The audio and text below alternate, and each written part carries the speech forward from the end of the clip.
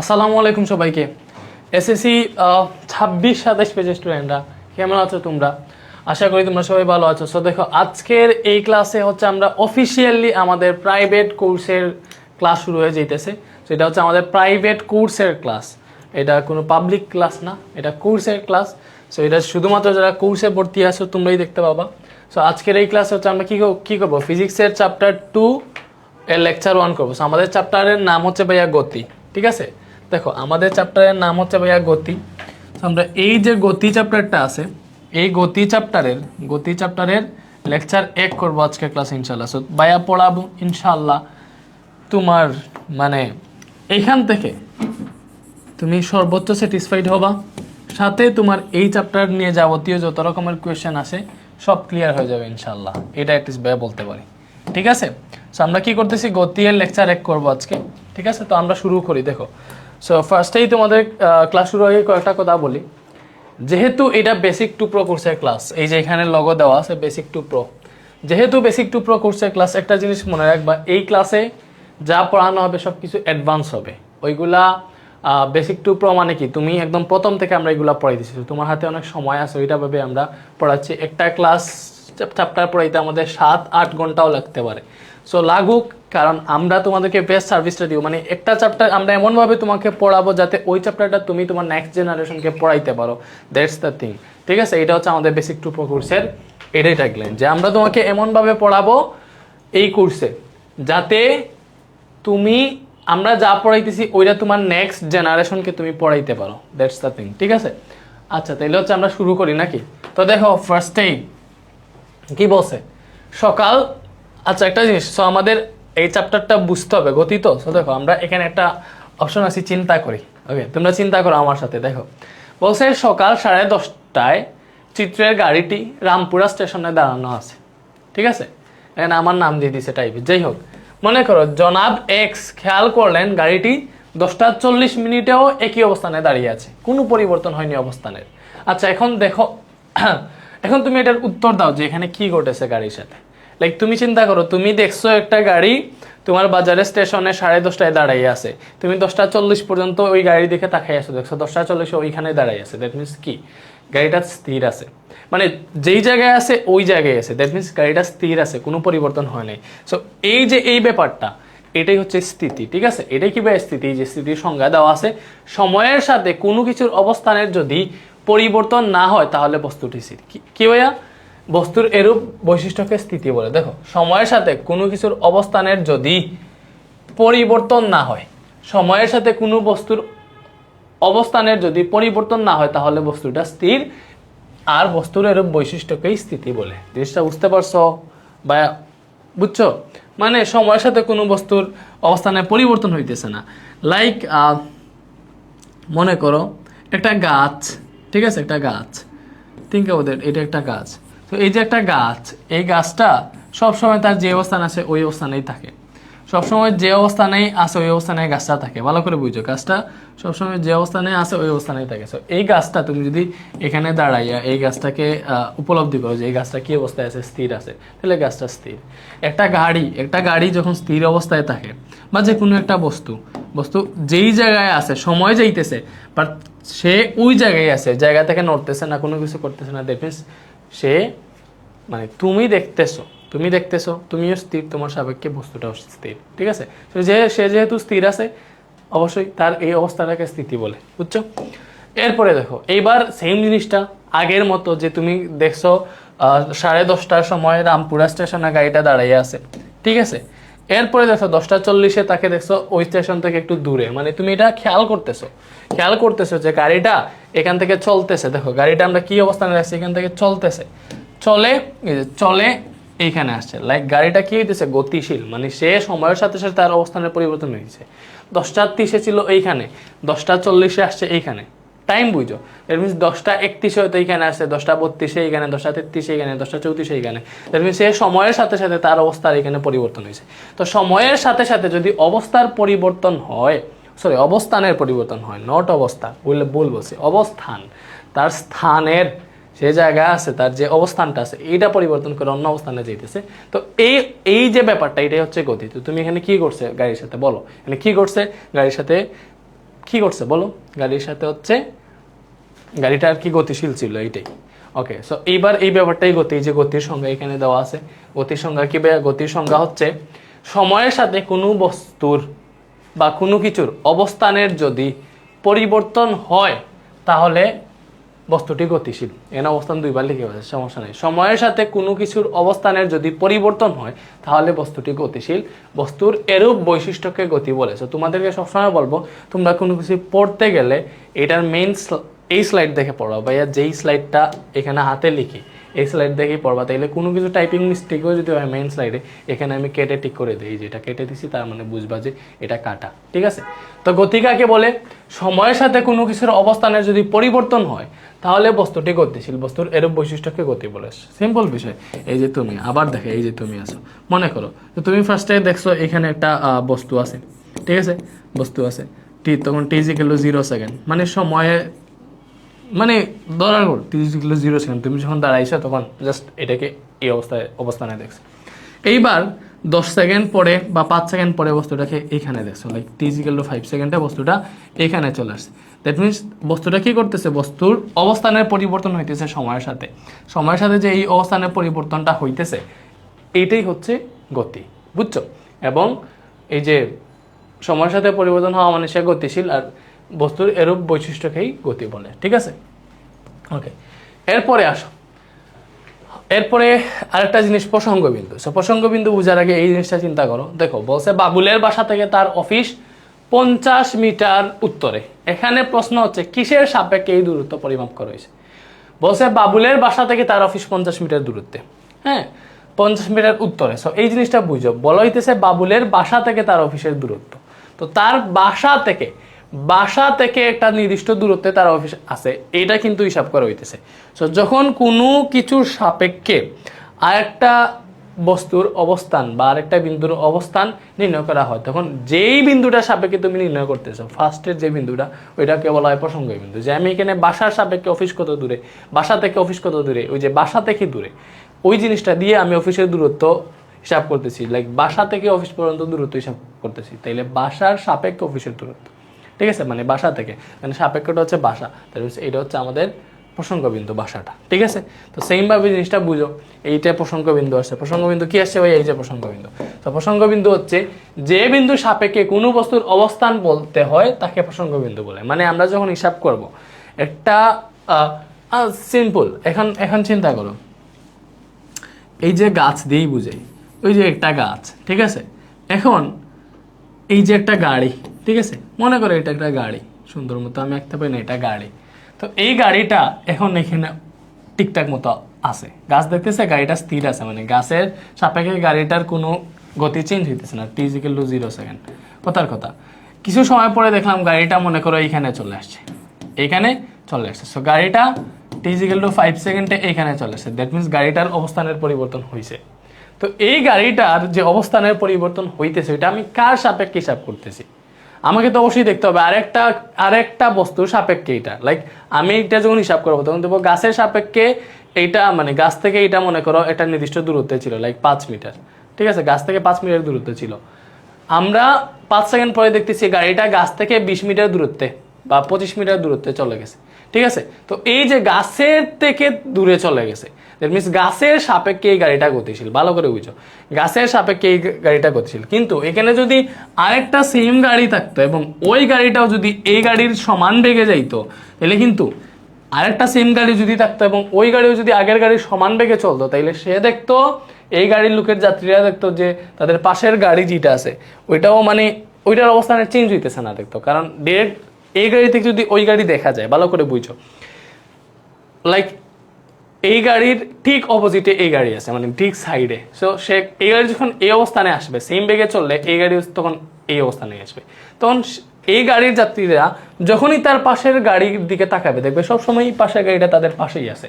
That means এই সমবেগে যদি দুইটা গাড়ি চলতে থাকে, তাইলে একটা সাপেক্ষে আর একটা গাড়ি আপেক্ষিকভাবে স্থির থাকে। ভালো করে বুঝো, আপেক্ষিক জিনিসটা পরে আসবে।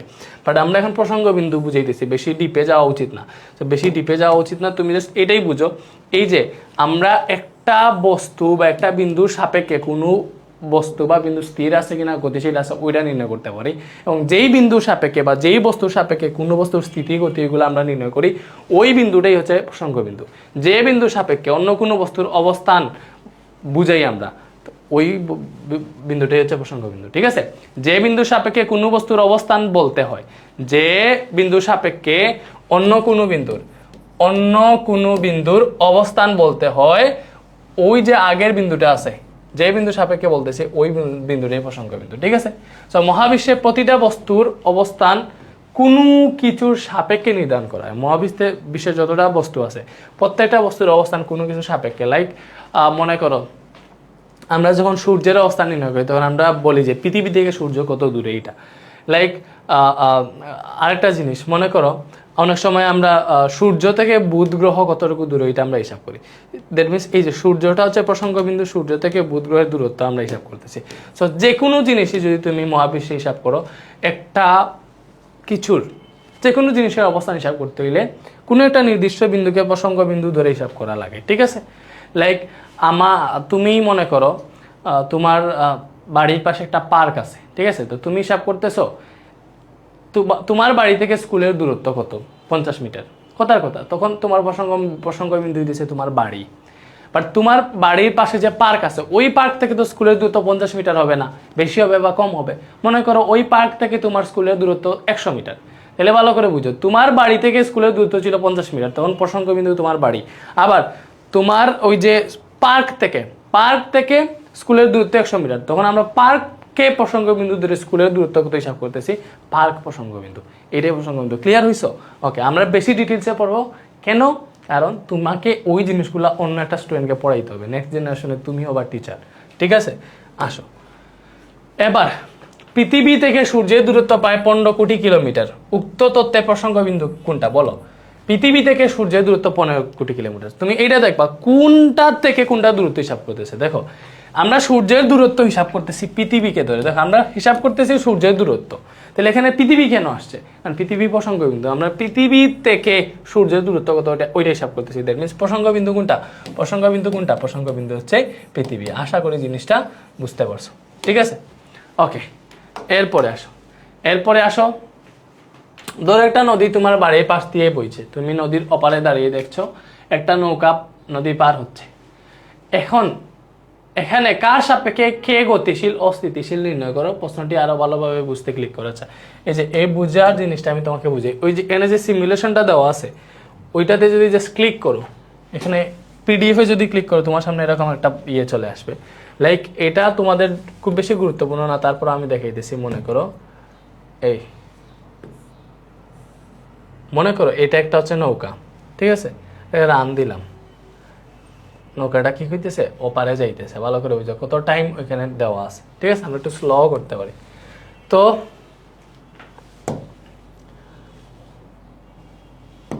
এই যে একটু স্লো ভাবে দিলাম। এইবার এই জিনিসটা তোমাকে বুঝাই। মনে করো নদীর এই পারে তুমি দাঁড়িয়ে আসো। কি নদীর এই পারে তুমি দাঁড়িয়ে আসো, নৌকা যেখানে আছে এখানে মাটিতে দাঁড়িয়ে আসো। তুমি যদি এই যে এখানে থাকা অবস্থায় যদি কেউ থাকে, এখানে যদি কেউ থাকে, আমরা যদি নৌকাটাকে রান করি তাহলে সে দেখবে তার থেকে নৌকাটা দূরে সরে যেতেছে, তার সাপেক্ষে নৌকাটা গতিশীল। ভালো করে বুঝো। আবার নৌকার ভেতরের যে যাত্রীরা আছে তাদের সাপেক্ষে নৌকার ভেতরের আরো একটা যাত্রী কি স্থির না গতিশীল? অবশ্যই স্থির। কেন? এই নৌকার মধ্যে মনে করো 2জন যাত্রী আছে, নৌকা যদি চলতেও থাকে তাইলে এটা ভালো করে বুঝো। নৌকার ভেতরে মনে করো এই যে নৌকার ভেতরে 2জন যাত্রী আছে, 2টা সিটে বনো। ঠিক আছে, আমার নৌকাটা চলতেছে, দ্যাট মিনস নৌকা গতিশীল কার সাপেক্ষে? পরিপার্শ্বে আরো যা আছে ওইগুলোর সাপেক্ষে। বাট নৌকার ভেতরে যে 2 যাত্রী আছে, এটা একটা যাত্রী, এটা আর একটা যাত্রী, এখানে একটার সাপেক্ষে আর একটা গতিশীল নাকি স্থির? নৌকা গতিশীল হইতে পারে, ভালো করে বুঝো, নৌকা গতিশীল হইতে পারে হোক, বাট এই যাত্রী নৌকার ভেতরে যে 2 যাত্রী আছে তারা দেখবে তার সাপেক্ষে এই যাত্রী কি আছে? তার সাপেক্ষে এই যাত্রী স্থির আছে। কারণ সে যেইভাবে সিটে বসে আছে সময়ের পর সময় অন্য যাত্রীও তার সিটে সেম ভাবে বসে আছে, তার থেকে অন্য যাত্রীর দূরত্বটা সব ক্ষেত্রে সেম, মানে প্রতিটা সময়ে সেম। নৌকাটা যতক্ষণ চলমান তাহলে যদি এই জায়গা থেকে না উঠে তাহলে সে দেখবে সবসময় অপর যাত্রীটা তার সিটেই বসে আছে, তাদের এই মধ্যবর্তী দূরত্বটা সবসময় সেম মনে হবে। এই যাত্রীর সাপেক্ষে এই যাত্রী স্থির থাকবে নৌকা চলমান থাকলেও। বাট যদি এক যাত্রী থাকে নৌকার মধ্যে, এক যাত্রী থাকে নৌকার মধ্যে, বা মনে করো এই দুই যাত্রী নৌকাতে আছে, এই যে নৌকা আবার আঁকি, মনে করো এখন এইভাবে নৌকার মধ্যে একজন যাত্রী আছে, ঠিক আছে, এবং এই যে আরেকটা নৌকা, ঠিক আছে, আরেকটা নৌকা এখানে দেখলাম, আরেকটা নৌকাতে আরেকজন যাত্রী আছে, আরেকটা নৌকা না, বরং হচ্ছে আমি এই পারে আরেকটা যাত্রী বলি। সো এই পারে মনে করো আরেকটা যাত্রী আছে নদীর পারে, তো এই পারে যদি আরেকটা যাত্রী থাকে এই অবস্থানে, তাহলে সে দেখবে নৌকা চলমান, তাহলে সে নৌকার ভেতরে যাত্রীও কিন্তু চলমান। দ্যাট মিনস তার সাপেক্ষে এই যে এই বস্তুর সাপেক্ষে নৌকার যাত্রী যেটা আছে এটাও কিন্তু গতিশীল হবে, কারণ নৌকার সাথে যাত্রীও যেতেছে। তখন বাইরের কোনো লোক বা বাইরের কোনো কিছু যদি ওই নৌকার ভেতরে যাত্রীর অবস্থা উপলব্ধি করে তাহলে দেখবে গতিশীল। বাট নৌকার ভেতর থেকে আরেকটা যাত্রী যদি দেখে এটা মানে গতিশীল নাকি স্থির, সে দেখবে স্থির। সো একটা বস্তুর সাপেক্ষে একটা বস্তু স্থির হইলেও অন্য একটা বস্তুর সাপেক্ষে ওইটা গতিশীল হইতে পারে। কেন, কিভাবে? লাইক তুমি দেখো, আমি পৃথিবীতে আছি, এই টেবিল আমার সামনে আছে, ঠিক আছে, বুঝছো, ভালো করে বুঝছো, আমি এখানে দাঁড়াই আছি, ঠিক আছে, তো আমার সামনে মনে করো একটা গাছ আছে, তো এই গাছটা আমি স্থির দেখতেছি। বাট তুমি চিন্তা করো পৃথিবী নিজ অক্ষের উপর ঘূর্ণায়মান, ঠিক আছে, পৃথিবী কি করতেছে, সূর্যের চারদিকে ঘুরতেছে, এবং আমরা জানি পৃথিবী সূর্যের চারদিকে, এটা মনে করো সূর্য, এটা হচ্ছে পৃথিবী। পৃথিবী যখন সূর্যের চারদিকে ঘুরতেছে তো উপবৃত্তাকার পথে ঘুরে, তো এই যে সূর্যের সাপেক্ষে পৃথিবীর অবস্থানের কিন্তু চেঞ্জ হয়, দূরত্বে সূর্য থেকে পৃথিবীর যে দূরত্বটা আছে এটা চেঞ্জ হয়। পৃথিবী যখন এইখানে যাবে তখন একটা দূরত্ব, পৃথিবী যখন এইখানে আসবে তখন আরেকটা দূরত্ব। দ্যাট মিনস পৃথিবীর মধ্যে যে গাছটা আমি দেখতেছি স্থির, ওইটা সূর্যের সাপেক্ষে কি, সূর্যের সাপেক্ষে গতিশীল, কারণ এটার অবস্থানের সময় সাপেক্ষে অবস্থানের পরিবর্তন হইতেছে। এজন্য একটা বস্তুর সাপেক্ষে আরেকটা বস্তু স্থির হইলেও অন্য আরেকটা বস্তুর সাপেক্ষে ওইটা গতিশীল হইতে পারে। জিনিসটা কি বুঝাইতে পারছি? আশা করি ক্লিয়ার। এবং এখানে এটা কিন্তু আরো অনেক কনসেপ্টে ইউজ করা হয়। তোমরা যদি ইন্টারভিউতে ভেক্টর পড়ো তাহলে এই যে ফাংশনটা আছে এটার এই জিনিসটা ভালোভাবে উপলব্ধি করতে পারবো। লাইক আমরা দেখো মানে যদি রান করি, ভালো করে বুঝো, আমরা মনে করো এই যে নৌকাকে ঠিক ওই পারে যাওয়ার জন্য আমি ওইভাবে রেখে রান করতেছি, ঠিক আছে, দেখবা নৌকাটা ওই দিকে সরে যাবে, কারণ নদীর স্রোত আছে, স্রোতটাকে ওই দিকে ঠেলে নিয়ে যাবে। আমি রান করলাম, এই যে এখানে যাওয়ার কথা যে যাবে ওই দিকে, অন্য একটা দিকে গেছে না, ওকে, এরকম হয়। কিন্তু দেখবা তোমার পার হচ্ছে ওইখানে, বাট মাঝি যাত্রা শুরু করে এইখান থেকে, কারণ তাকে স্রোতে বাসাই ওইখানে নিয়ে যাবে, ব্যাপারটা হচ্ছে এরকম। সো এটা আসবে তোমার আপেক্ষিক গতিতে, আপেক্ষিক গতি না, ওই যে ভেক্টরের কনসেপ্ট এইগুলো আসবে, ঠিক আছে, বুঝছো? এগুলা ভেক্টর তো তোমাদের এত হাই লেভেলে ভেক্টর এসএসসিতে নাই, এই জন্য এটা পড়াইতেছি না, পড়ানো উচিত না, ঠিক আছে, যেটা দরকার ওইটাই পড়াই। এরপরে আসে আপেক্ষিক গতি। আপেক্ষিক গতি কাকে বলে ভাইয়া? দেখো, যখন কোনো বস্তুর গতি আরেকটা চলন্ত অথবা স্থির বস্তুর সাপেক্ষে পরিমাপ করা হয় তখন তাকে আপেক্ষিক গতি বলে। জিনিসটা বুঝবা। আসো, মনে করো এটা হচ্ছে একটা গাড়ি, এটা এইদিকে 10 মিটার পার সেকেন্ড বেগে চলমান, ঠিক আছে, এইটা হচ্ছে আরেকটা গাড়ি যেটা একই দিকে 4 মিটার পার সেকেন্ড বেগে চলমান। এটা মনে করি হচ্ছে আমাদের এ গাড়ি, এটা মনে করি আমাদের বি গাড়ি। জিনিসটা বুঝছো?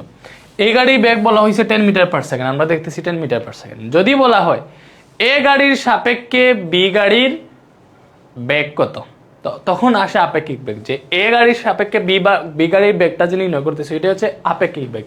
একটা গাড়ির সাপেক্ষে আরেকটা গাড়ির বেগ নির্ণয় করতেছি।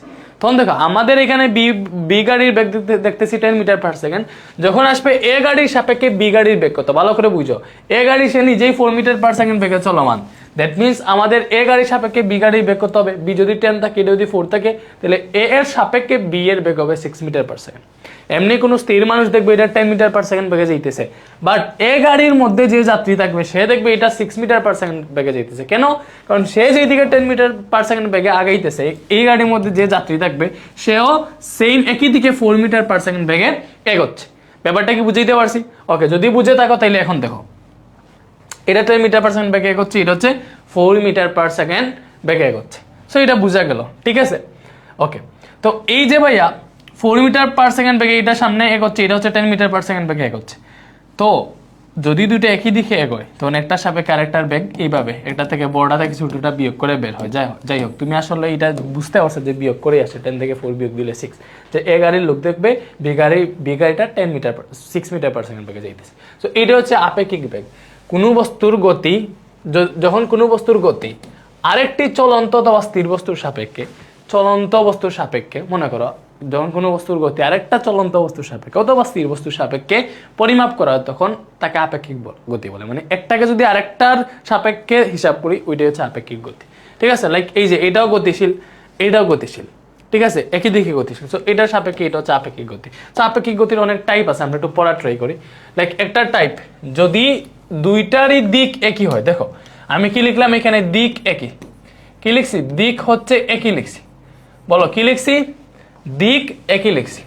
ওকে, এই যে দিক একই, সো এই দিক একই জিনিসটা কি, এই দিক একই মানে কি ভাইয়া, আমরা একটু বোঝা ট্রাই করি। দিক একই, ওকে, সো দিক একই মানে হচ্ছে একটু আগে যেটা পড়ছি আমরা, যে এটা একটা বস্তু, হ্যাঁ এটা আরেকটা বস্তু, ঠিক আছে।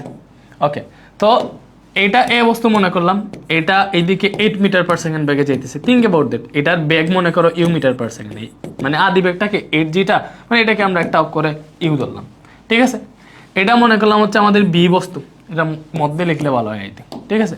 এই যে বি বস্তুটা এইদিকে 10 মিটার পার সেকেন্ড বেগে যাইতেছে, কথার কথা একই দিক, দুইটার দিক একই, এ যেই দিকে বি ওই দিকে, তাইলে এটার বেগটাকে ধরলাম হচ্ছে আমরা বি মিটার পার সেকেন্ড, ঠিক আছে। তো এ এর সাপেক্ষে বি এর আপেক্ষিক বেগ কত, তো এখানে এ এর সাপেক্ষে বি এর আপেক্ষিক বেগটা একই দিকে থাকলে আপেক্ষিক বেগের হিসাব হয় এইভাবে, আপেক্ষিক বেগ, দেখো আপেক্ষিক বেগ ফিজিক্যাল টু হবে একই দিকে যদি থাকে তাহলে বড় যেটা থাকবে, যে এটা অবশ্যই বড় দেখতেছি, বড়টা দেখে ছোটটা বিয়োগ দিয়ে দিবা, তো এত মিটার এত, এটাই হচ্ছে আপেক্ষিক বেগের সূত্র, ঠিক আছে। একদম ইজি না, বুঝতে হবে। তো এটার ক্ষেত্রে যদি আমরা আপেক্ষিক বেগ হিসাব করি, দেখো এখানে বি বেশি, ভালো করে বুঝো, ইউ থেকে বি বড়, তো এটার ক্ষেত্রে এ এর সাপেক্ষে বি এর আপেক্ষিক বেগ কত হবে, এ এর সাপেক্ষে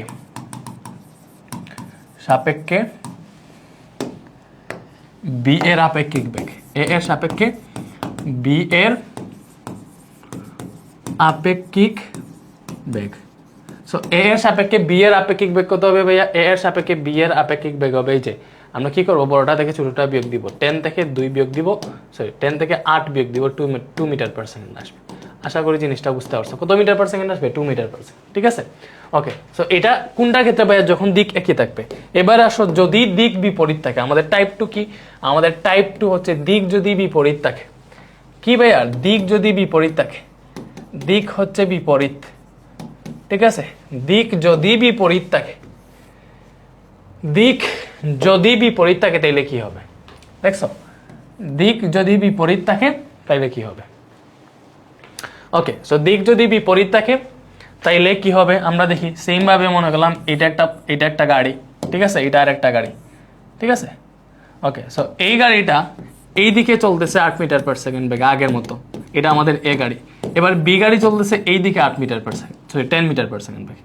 সো এরকম হইতে পারে, আবার এই কেসটা এরকম হইতে পারে, আমি এটাকে একটু ডুপ্লিকেট করি তাহলে বুঝতে পারবা। এই কেসটা এরকম হইতে পারে, এই কেসটা এরকম হইতে পারে। দেখো আমি বললাম যে এ গাড়ি যাইতেছে এই দিকে 8 মিটার পার সেকেন্ড বেগে, ঠিক আছে, বি গাড়ি আসতেছে এই দিকে 10 মিটার পার সেকেন্ড বেগে। তো দুইটা কিন্তু একই জিনিসই বুঝাইতেছে। দুইটার ক্ষেত্রে দেখো এ গাড়ি এই দিকে যাইতেছে, বি গাড়ি এই দিকে যাইতেছে, এটা যদি পূর্ব দিকে যায় এটা পশ্চিম দিকে যাইতেছে, এটা উত্তরে গেলে এটা ডিরেক্ট দক্ষিণে যাইতেছে, মানে এদের দিকটা ডিরেক্ট 180 ডিগ্রি অ্যাঙ্গেলে, ঠিক আছে, মানে একটার একটা ডিরেক্ট বিপরীতে, এ এই দিকে বি এই দিকে। এটার ক্ষেত্রে দেখো এ এই দিকে, এ যাইতেছে এই দিকে, বি আসতেছে এই দিকে, উল্টা দিক না, সো দুইটার দিক বিপরীত। দিক যদি বিপরীত হয় তাহলে কি হবে, দিক বিপরীত হইলে আপেক্ষিক বেগের সূত্র হচ্ছে, দিক বিপরীত হইলে আপেক্ষিক বেগের সূত্র হচ্ছে দুইটা বেগ যোগ দিয়ে দিবা, ঠিক আছে। দিক যদি বিপরীত হয় তাহলে একটা সাপেক্ষে আরেকটার আপেক্ষিক বেগ বা একটা সাপেক্ষে আরেকটার বেগ কি হবে, ওই যে যোগ করে দিবা। দিক যদি বিপরীত হয়, ব্যাপারটা কি ক্লিয়ার হইছো, ক্লিয়ার। ওকে, সো এরকম ক্ষেত্রে আমি ইউ কোনটা মনে করো, এটার বেগ ইউ মিটার পার সেকেন্ড ধরছি এবং এটার বেগ বি মিটার পার সেকেন্ড ধরছি, এটার ক্ষেত্রেও সেম, বুঝছো। তুমি দেখেই বোঝা যাইতেছে যে এ বিপরীতে যাইতেছে আর এটা আরেক দিকে যাইতেছে, এটা 10 এ যাইতেছে, এটা 8 এ যাইতেছে, তাহলে এটা তার গতিটা এড করে এটার সাথে কাউন্ট হবে। মানে সে দেখবে সে তো নিজে 8 মিটার/সেকেন্ড বেগে যেতে, তুমি দেখো যখন তুমি গাড়িতে থাকো উল্টো দিকে যদি আরেকটা গাড়ি যায় ওইটা দেখো দ্রুত চলে যাইতেছে, আর একই দিকে দেখলে দেখবো ওই যে ওইটাকে পাস করে যাইতেছে বা ওইটা আস্তে আস্তে যাইতেছে, আসলে ওইটার বেগ বেশি, বাট তুমি যে তার দিকে সেম বেগে যাইতেছো এই জন্য তোমার সাপেক্ষে ওইটার বেগ কম মনে হবে, আর দিক বিপরীত হলে মনে হবে ওইটা দ্রুত চলে যাইতেছে। ব্যাপারটা কি বুঝছো? ওকে। আর যদি তুমি স্থির থাকো এবং একটা গাড়ির বা যে কোনো বস্তুর গতি অবজার্ভ করো তখন এটা পারফেক্ট গতি হবে, ওই গাড়িটার গতি তুমি অবজার্ভ করবা। সো এইগুলা যেগুলা পড়ছি আমরা এগুলো আসলে গতি না, আমরা বেগ পড়ে ফেলছি, আপেক্ষিক বেগ। বেগ গতি এখানে একই জিনিসই, বুঝছো? গতিটা কি, গতি আর বেগের পার্থক্য একটু পরে বুঝবা। যাই হোক আমি বেগই পড়লাম মনে করো, আপেক্ষিক বেগই আসে পরীক্ষায়। মহাবিশ্বের সকল গতি আপেক্ষিক, এই কথা সাপেক্ষে যুক্তি কি? মহাবিশ্বের সকল গতি আপেক্ষিক কেন? তুমি যে চিন্তা করো সাধারণভাবে ওই যে গাড়ি 10 মিটার/সেকেন্ড বেগে যাইতেছে, ওইটা যে তুমি হিসাব করতেছো তোমার সাপেক্ষে ওইটা হিসাব করতেছো না। তুমি হিসাব করলে তুমি স্থির আছো, স্থির তোমার সাপেক্ষে ওইটা হিসাব করতেছি, ঠিক আছে? বা মনে করো একটা গাছ আছে, ঠিক আছে, একজন পথচারী এই দিকে হাইটা যাইতেছে, তখন আমরা গাছের সাপেক্ষে এই যে পথচারী আছে তার বেগ হিসাব করি, ঠিক আছে? লাইক এটা চিন্তা করো, পৃথিবী সূর্যের চারদিকে ঘুরতেছে, ওইটা আমরা পৃথিবীর বেগটা হিসাব করি, ওটা কোনো কিছু সাপেক্ষে হিসাব করতেছি না। কার সাপেক্ষে? লাইক মনে করো পৃথিবী না, মনে করো চাঁদ পৃথিবীর চারদিকে ঘুরতেছে, সো আমরা ওইটা পৃথিবীর কেন্দ্র থেকে চাঁদের ওই জিনিসটা হিসাব করি না। সো এই যে গতিগুলা এগুলা যেটাই তুমি চিন্তা করবা দেখবা একটা সাপেক্ষে আর একটা হিসাব করা লাগে। এজন্য মহাবিশ্বে যা আছে সবগুলো হচ্ছে আপেক্ষিক, ঠিক আছে? মহাবিশ্বে যা আছে সবকিছু আপেক্ষিক। এবং তুমি একটা জিনিস বুঝলেও জানলেও অবাক হবা যে এই যে গাছ আছে না, গাছকে তো তোমার স্থির মনে হইতেছে, তো এই গাছটা মনে করো আমাদের পৃথিবীর মধ্যে আছে এই পজিশনে, ভালো করে বুঝো পৃথিবীর মধ্যে এই জায়গায় একটা গাছ আছে, ঠিক আছে? এইবার এই যে পৃথিবী মনে করো সূর্যের চারদিকে ঘুরতেছে, এইভাবে ঘুরতেছে পৃথিবী সূর্যের চারদিকে ঘুরে না, তাহলে সূর্যের সাপেক্ষে এই গাছটা স্থির না গতিশীল? এটা জিনিস চিন্তা করো। আমি দেখতেছি গাছটা স্থির, পৃথিবীর সাপেক্ষে ওইটা স্থির, ঠিক আছে, বাট সূর্যের সাপেক্ষে ওইটা স্থির না গতিশীল। তুমি চিন্তা করে দেখবা পৃথিবী তার নিজ অক্ষের উপর ঘুরে, তো যখন পৃথিবী নিজ অক্ষের উপর ঘুরবে এই যে গাছটা কিছু সময় পর এখানে চলে আসতে পারে, এখানে চলে আসতে পারে, পৃথিবী ঘুরতেছে, সাথে পৃথিবী উপবৃত্তাকার পথে সূর্যকে প্রদক্ষিণ করে। সূর্য থেকে পৃথিবীর এখানে যে দূরত্ব এখানে সেম দূরত্ব না, দ্যাট মিনস এই যে সূর্য থেকে এই গাছের দূরত্বের চেঞ্জ হইতেছে সময়ের সাপেক্ষে, দ্যাট মিনস এই গাছটা সূর্যের সাপেক্ষে গতিশীল। এটা তুমি বুঝতেছো যে স্থির বস্তুটা আসলে স্থির না, ওইটাও কোনো কিছু সাপেক্ষে গতিশীল, বুঝছো? সো একটা সাপেক্ষে যখন আরেকটা হিসাব হবে তখন হচ্ছে এটা আপেক্ষিক হয়ে যাবে, বুঝছো? এবং পৃথিবীর সকল গতি হচ্ছে আপেক্ষিক, একটা সাপেক্ষে আরেকটা আমরা হিসাব করি। ওকে, এরপরে দেখো ওই যে আমরা আপেক্ষিক বেগের ইয়েটা পড়ছি না, বা আপেক্ষিক গতি, ওইটার একটা ম্যাথ করি। বলছে 10 কেজি এবং 5 কেজি ভরের দুইটা বস্তু পরস্পরের দিকে যথাক্রমে 20 মিটার/সেকেন্ড এবং 30 মিটার/সেকেন্ড বেগে গতিশীল। যাত্রার শুরুতে তাদের মধ্যবর্তী দূরত্ব 1 কিলোমিটার ছিল। বস্তুদের মধ্যে স্থিতিস্থাপক সংঘর্ষ হলো। আপেক্ষিক গতি অথবা বেগ নির্ণয় করো। সো এইটার ডাটা যেটা আপেক্ষিক গতি বা আপেক্ষিক বেগ, আপেক্ষিক গতি অথবা আপেক্ষিক বেগের ক্ষেত্রে আমার জাস্ট হিসাব হবে দিক কোন দিকে, বিপরীত না একই।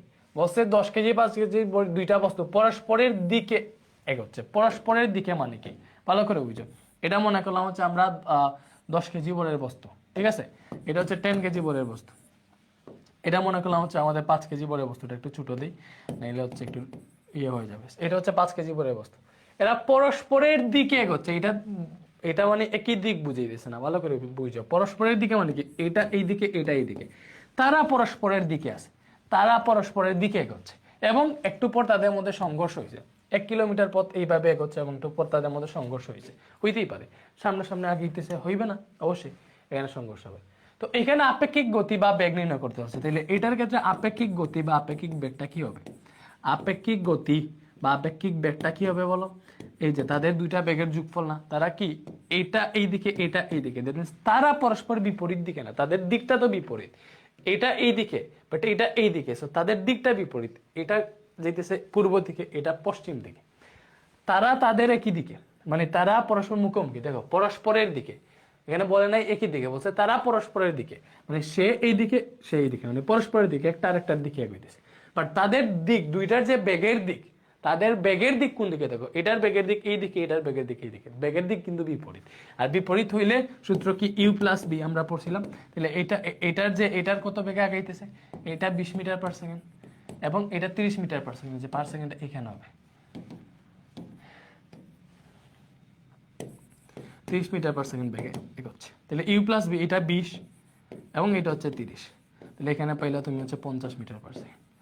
আশা করি জিনিসটা বুঝতে পারছো, আশা করি এটা বুঝতে পারছো, ঠিক আছে? এই যে আশা করি এটা বুঝতে পারছো। ওকে, এটা যদি বুঝে থাকো তাহলে হচ্ছে আমরা নেক্সটে যাই। এরপরে আসো আমরা ওই যে বিভিন্ন প্রকার গতিগুলা জানি, ঠিক আছে? সো ফার্স্টেই বিভিন্ন প্রকার গতি জানবো। তো প্রথমেই দেখো আমাদের সরলরৈখিক গতি। আচ্ছা, এই গতি তো জানো, আমাদের রাশি আছে, রাশি তো পরে পড়বো, আগে গতিগুলা জানি।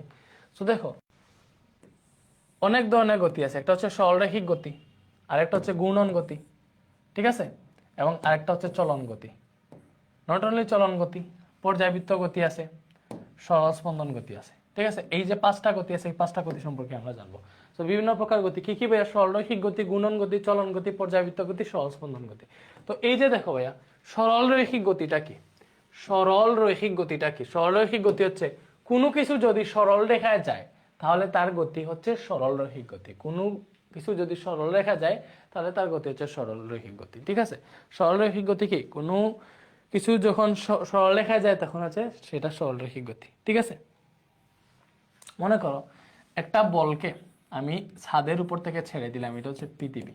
তো এটা টাস করে এসে পৃথিবীতে পড়বে, সো ডিরেক্ট হিসাব পড়ে যাবে না, একটা নির্দিষ্ট সরল রেখা হিসাব পড়তেছে, একটা নির্দিষ্ট সরল রেখা হিসাব পড়তেছে, একটা নির্দিষ্ট নির্দিষ্ট নির্দিষ্ট সরল রেখার দিকে এগোচ্ছে, ঠিক আছে? বা একটা গাড়ি চলতেছে, মনে করো একটা গাড়ি চলতেছে, সো একটা নির্দিষ্ট গাড়ি আঁকা পাকা চলে যদিও, সো গাড়িটা যদি একদম দিকটা সেম রেখে চলে, একই দিকে চলে, তার দিকটা যদি সেম রাখে তাহলে ওইটা সরলরৈখিক গতি। জিনিসটা বুঝছি? ওকে, এরপরে আসো ঘূর্ণন গতি। ঘূর্ণন গতি কি ভাইয়া? ঘূর্ণন গতি হচ্ছে কোনো কিছু যদি একটা নির্দিষ্ট বিন্দুর সমদূরত্ব থেকে ঘুরতে থাকে তাহলে সেটাকে বলা হয় ঘূর্ণন গতি। ভালো করে বুঝো। মনে করো ঘূর্ণন গতি সবচেয়ে সুন্দর উদাহরণ হচ্ছে ফ্যান। ফ্যান যে ঘুরতেছে, তো এই যে ফ্যানের তো 3টা ডানা থাকে। এই যে ফ্যান মনে মনে করো ঘুরতেছে, এই যে ফ্যানের ডানা আমি দেওয়ার ট্রাই করতেছি। ওকে, এই যে ফ্যানটা কি করতেছে? ঘুরতেছে, এইভাবে ঘুরতেছে।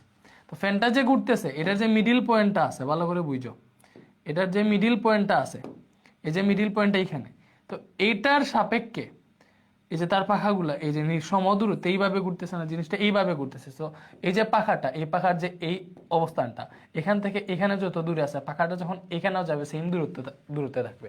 তো একটা নির্দিষ্ট বিন্দু থেকে তার ইয়েগুলা দেখো, কোনো কিছু যদি একটা নির্দিষ্ট বিন্দুর সমদূরত্ব থেকে ঘুরতে থাকে তাহলে সেটাকে বলা হয় ঘূর্ণন গতি। এমনকি ওই যে মনে করো সূর্যকে কেন্দ্র করে যে পৃথিবী ঘুরতেছে, ঠিক আছে? অথবা পৃথিবীর চারদিকে যে চাঁদ ঘুরতেছে, পৃথিবী এটা হচ্ছে পৃথিবী, এটার চারদিকে যে চাঁদ ঘুরতেছে, চাঁদ, ঠিক আছে? এটা হচ্ছে চাঁদ, এই যে চাঁদ ঘুরতেছে, তো এই যে পৃথিবী থেকে চাঁদের দূরত্বটা তো প্রায় সেম, ঠিক আছে? সেম না প্রত্যেকটা টাইমে? তো এই যে ঘুরতেছে জিনিসটা, এটা কিন্তু ঘূর্ণন গতির উদাহরণ। এটা কার উদাহরণ? ঘূর্ণন গতির উদাহরণ, ঠিক আছে?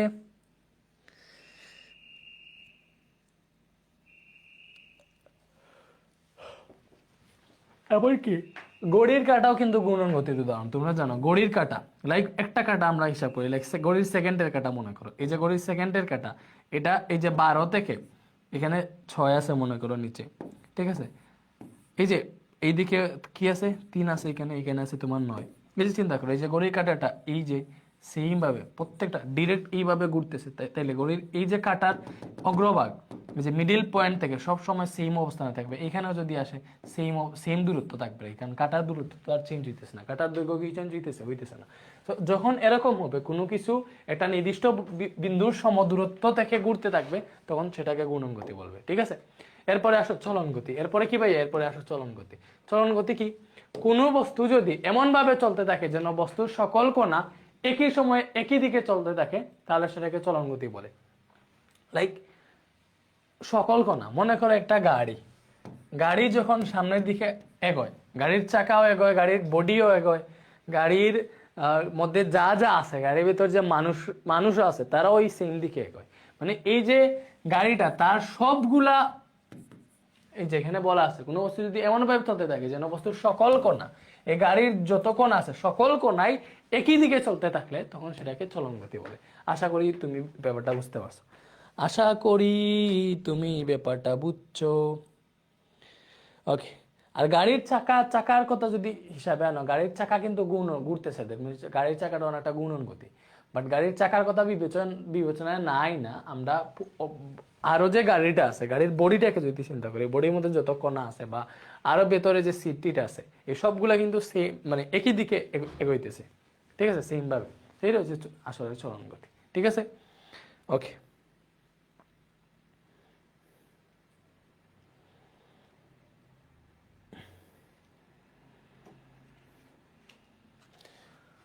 ওকে, এরপরে গুণন গতি পড়াই ফেলাম, তাহলে এটা আবার কি? এটা আই থিঙ্ক মেবি পর্যাবৃত্ত গতি লিখতে চাইছিল, যাই হোক আমরা একটু লিখে ফেলি।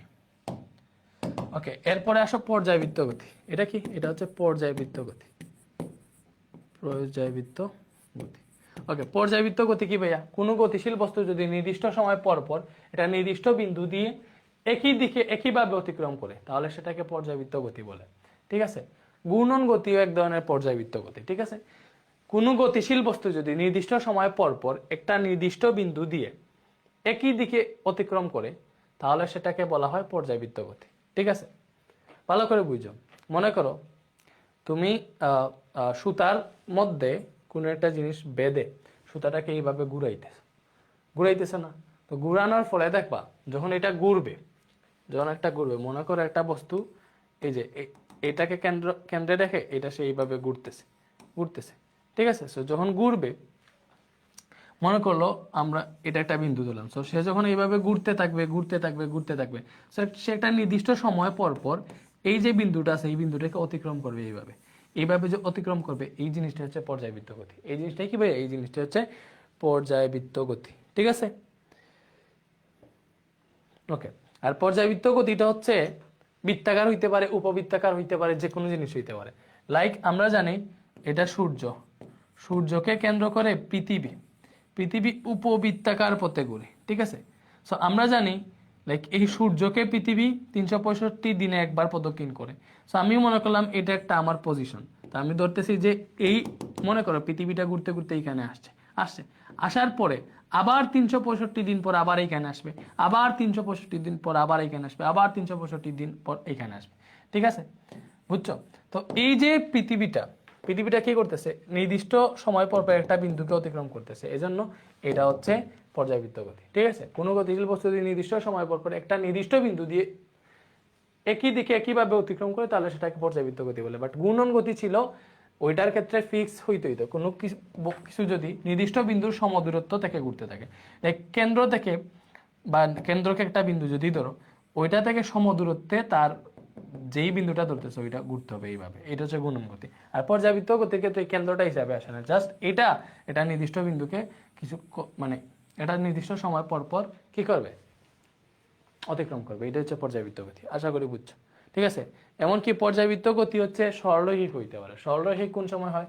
লাইক মনে করো এটা হচ্ছে একটা স্প্রিং, সো স্প্রিং এর মধ্যে একটা বস্তু রেখে তুমি যদি এটাকে টান দিয়ে আবার ছেড়ে দাও, দেখবা এই স্প্রিংটা এইভাবে দুলতে থাকবে। স্প্রিংটা কি করতে থাকবে ভাইয়া? এইভাবে হচ্ছে দুলতে থাকবে।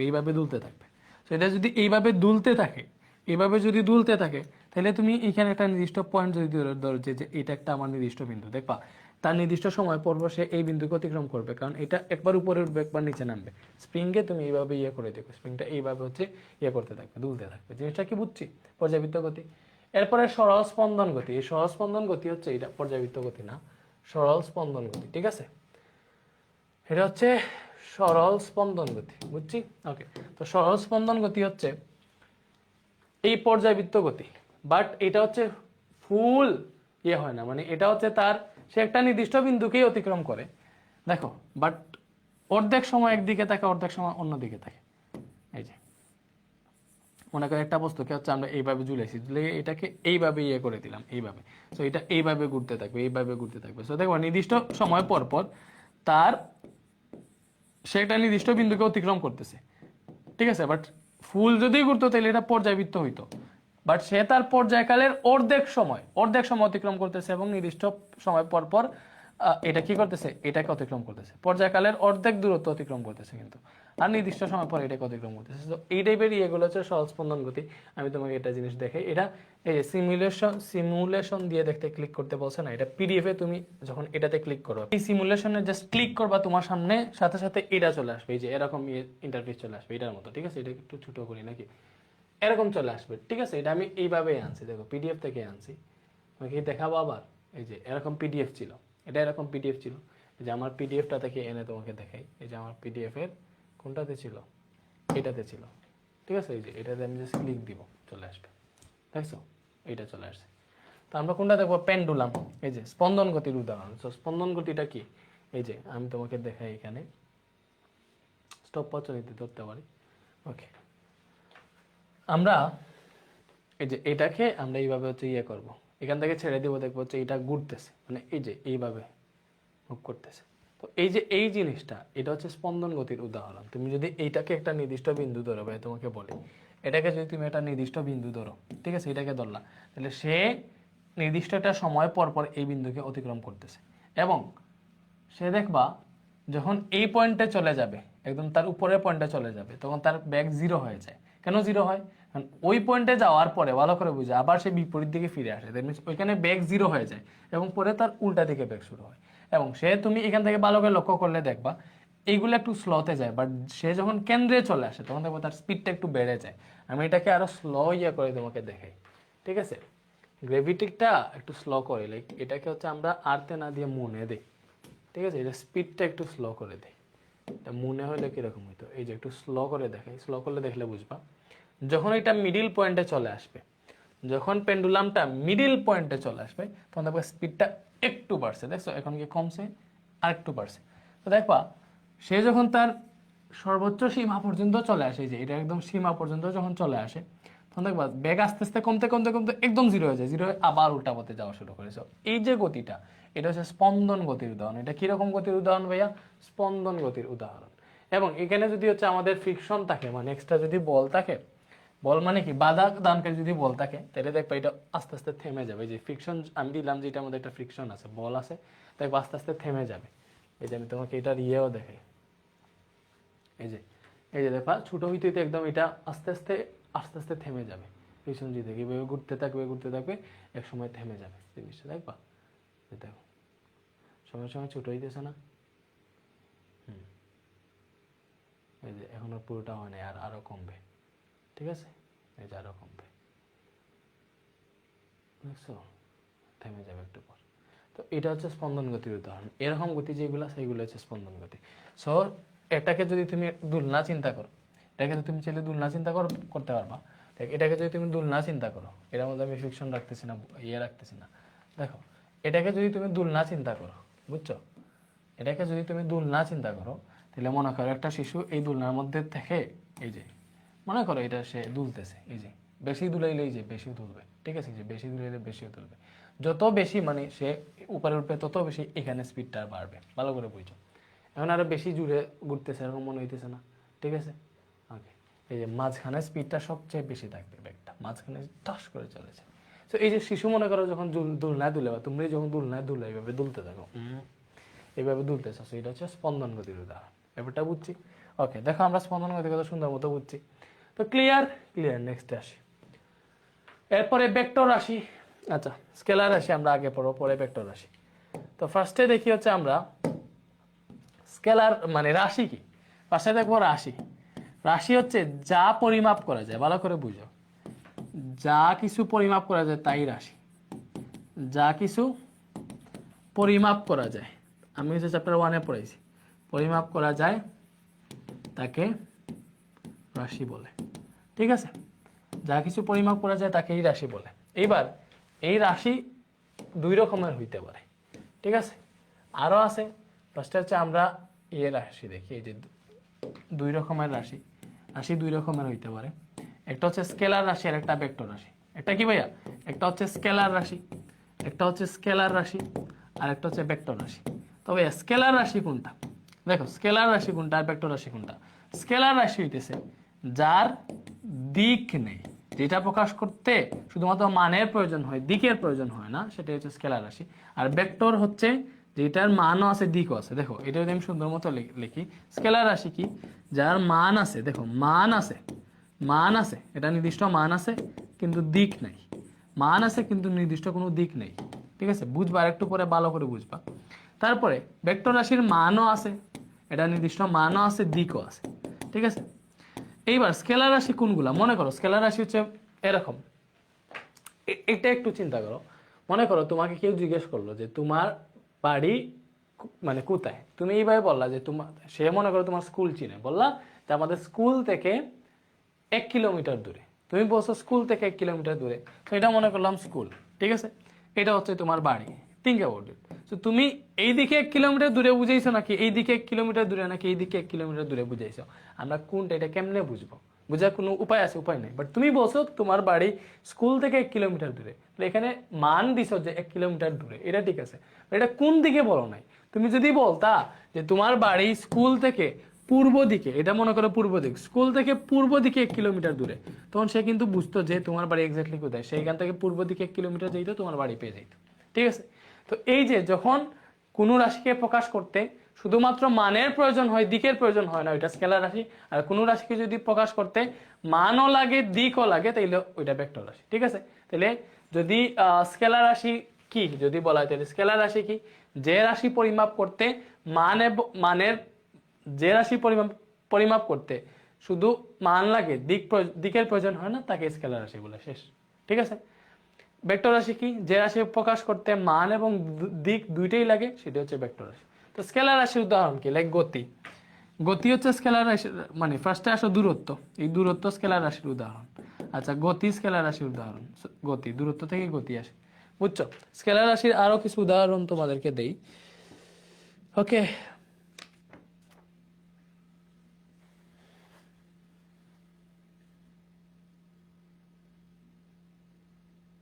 ওকে,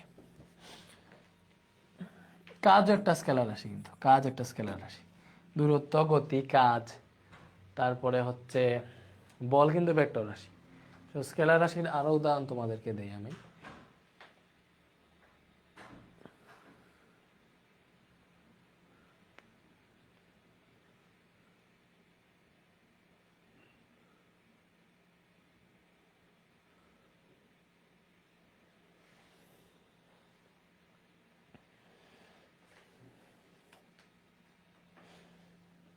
হ্যাঁ, যেমন ধরো দৈর্ঘ্য, কোনো কিছুর দৈর্ঘ্য যদি আমরা পরিমাপ করি, তাহলে ওটার ক্ষেত্রে তোমার ইয়ে লাগে না, দিক লাগে না, দ্যাট মিনস দৈর্ঘ্য একটা স্কেলার রাশি। তারপরে ভর, ভর পরিমাপ করতে দিক লাগে না, বড় হচ্ছে স্কেলার রাশি, ভালো করে বুঝো, বড় হচ্ছে স্কেলার রাশি। তারপরে জনসংখ্যা, তাপমাত্রা, দ্রুতি। আচ্ছা, গতি না, গতি কে বলছে? এটা হচ্ছে দ্রুতি। ভাইয়া দূরত্ব থেকে গতি আসে না, দ্রুতি আসে। ঠিক আছে, দ্রুতি, ওই যে বেগ এবং দ্রুতি। ঠিক আছে, তারপরে হচ্ছে তাপমাত্রা, এই যে এইগুলো, এগুলো হচ্ছে তোমার স্কেলার রাশি। ঠিক আছে, ভেক্টর রাশি কোনগুলা ভাইয়া? সরণ, বেগ, ত্বরণ। ঠিক আছে, তারপরে হচ্ছে বল, বল, সরণ, বেগ, ত্বরণ, বল, এগুলো হচ্ছে তোমার ভেক্টর রাশি। ঠিক আছে, ওকে,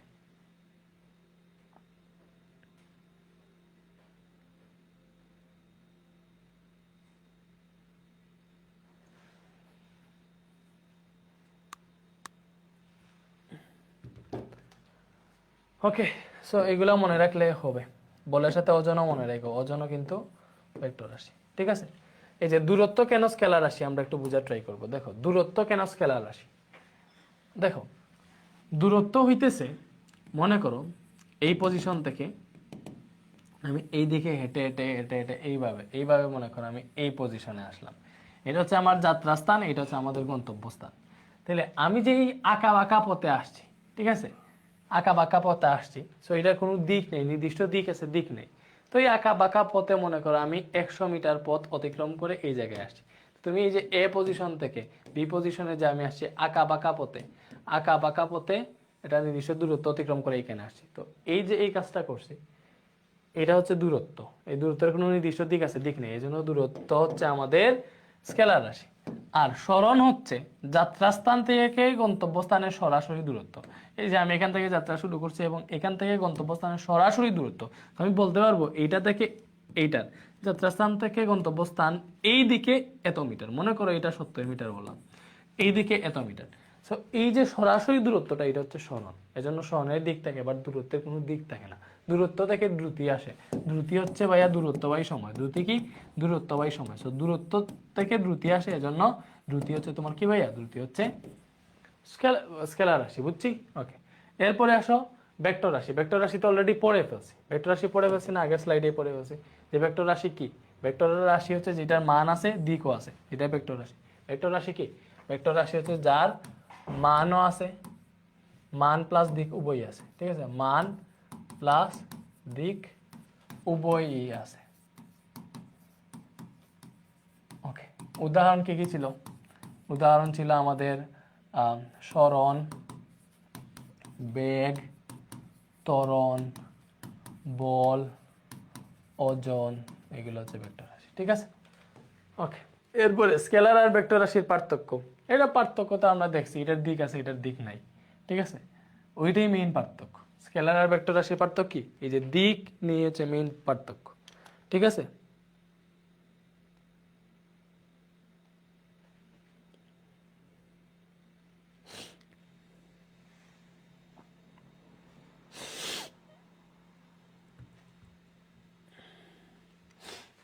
ওকে, তাহলে স্কেলারের কি হয়, স্কেলারের হচ্ছে দিক নেই, স্কেলারের কি মান আছে, মান আছে, দিক নেই। আর ভেক্টর রাশির মানও আছে প্লাস দিকও আছে, ঠিক আছে? ওকে, তারপরে স্কেলার রাশির, ভালো করে বুঝো, স্কেলার রাশির মান আছে দিক নেই এটা বুঝলাম।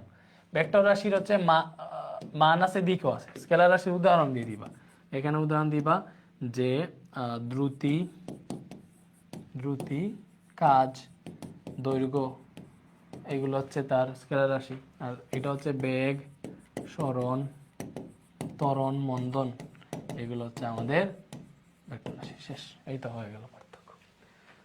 সো এরপরে আমরা হচ্ছে এটা লাগবে না, আমরা হচ্ছে সরণ, তারপরে হচ্ছে আরেকটা কি আছে দূরত্ব, এগুলো একটু বোঝার ট্রাই করি। সো ফার্স্ট হচ্ছে আমরা দূরত্ব দেখবো, ভালো করে বুঝো, ফার্স্টে দূরত্ব দেখবো। সো দূরত্ব কি ভাইয়া, কোনো বস্তু, কোনো বস্তুর মোট অতিক্রান্ত পথকে দূরত্ব বলে। কি বলছে, কোনো বস্তুর মোট অতিক্রান্ত পথকে দূরত্ব বলে। সো আমরা আগের মতো বলছিলাম এটা একটা নির্দিষ্ট পয়েন্ট, মনে করে এটা হচ্ছে আমার যাত্রাস্থান, এটা হচ্ছে আমার গন্তব্যস্থান। তো আমি চাইলে যাত্রাস্থান থেকে গন্তব্যস্থানে সরাসরি আসতে পারি, যদি সরাসরি না এসে এইভাবে আঁকা বাঁকা যদি পথ থাকে, ভালো করে বুঝো, আমি এইভাবে ঘুরে এইভাবে আসতে পারি। যদি আঁকা বাঁকা পথ থাকে, এটা আঁকা বাঁকা পথ ঘুরে আমি এখানে আসলাম, দেখছো? তো এই যে যতটুকু পথ অতিক্রম করছে, এই টোটাল পথটাই হচ্ছে দূরত্ব। এই যে এ থেকে বিতে আসতে আমি যতটুকু পথ অতিক্রম করছি, এই পুরোটাই হচ্ছে দূরত্ব। এবং এই দূরত্বকে ডি দ্বারা প্রকাশ করা হয়। এবং মনে রাখবা দূরত্ব হচ্ছে স্কেলার রাশি, কারণ এর নির্দিষ্ট কোনো দিক নেই, ঠিক আছে?